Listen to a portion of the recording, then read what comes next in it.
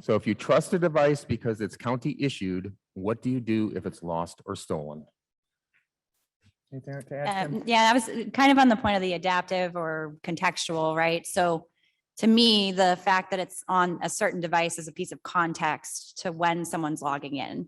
And so there's what some of us call adaptive, risk-based, contextual, I don't know, pick one. Absolutely. That pulls in different aspects of the situation that the person's in when they're accessing it.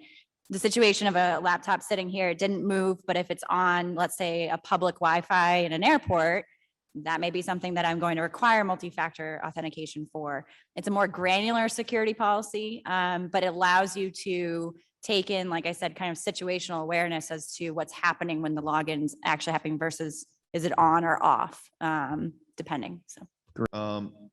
Microsoft recommends not requiring MFA from inside your network. What is your thoughts on that?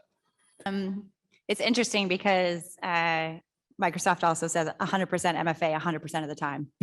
So, and it's called zero trust. Right. And so that's kind of the moat mentality to me that we used to really follow. And if you're talking about attacks and people, SolarWinds, they were in their systems for over a year before they did anything. And so to say that somebody internal and on a network that's trusted is trusted is implicitly trusting somebody, which is risky. I think the step-up authentication when they're going to something that's more sensitive, possibly being aware of what amount of authentication you're requesting based on the type of data they're trying to access or the type of applications they're trying to get to.